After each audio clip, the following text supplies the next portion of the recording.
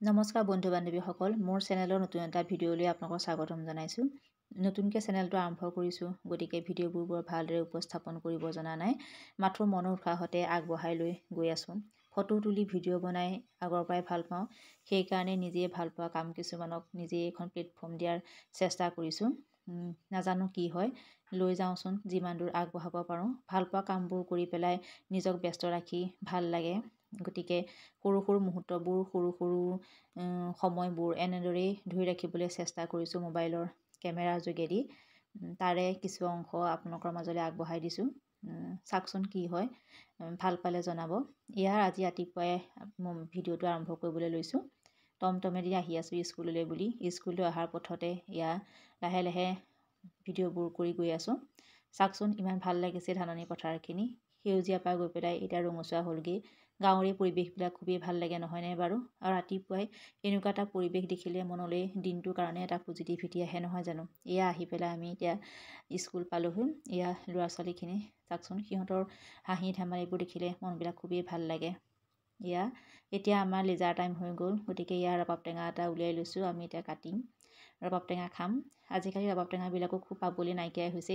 এইবাৰ কাতি বিহুত কিনি আনি পেলাই খাবলগীয়া হৈছে। গতিকে আমি কাটিলোঁ ৰবাব টেঙাখিনি।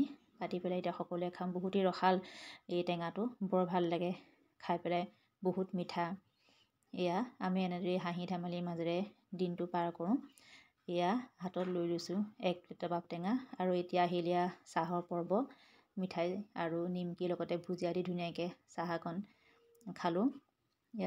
দৈনন্দিন জীৱনৰ কিছু অংশহে আচলতে দেখুৱাবলৈ চেষ্টা কৰিছোঁ দেই, গোটেইখিনি নহয়। ইফালে এইজনা আমাৰ সদায় বহি থাকে সি খোৱাৰ আশাতে, গতিকে সি সদায় ভাত খায়, লগতে চাহৰ সময়ত বিস্কুট। আৰু ইফালে শালিকা কেইটামান আছে, এনিটাইম ইয়াতেই থাকে।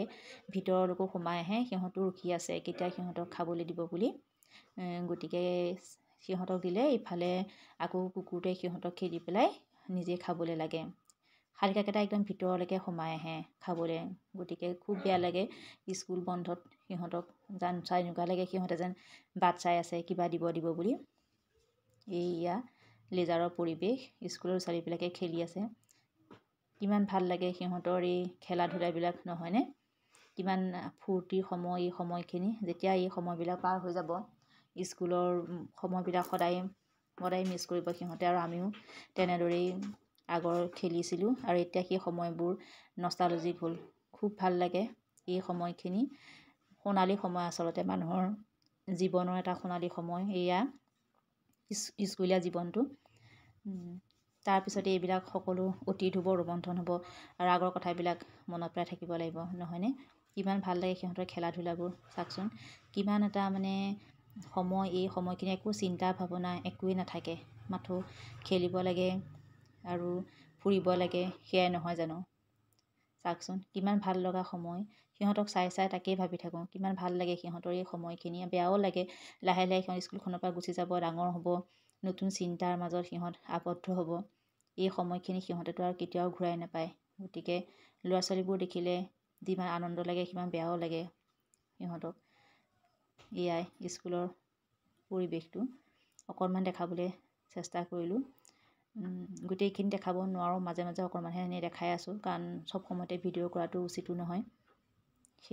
চাওকচোন কেনেকুৱা লাগিছে বাৰু, জনাব দেই ভিডিঅ'টো চাই।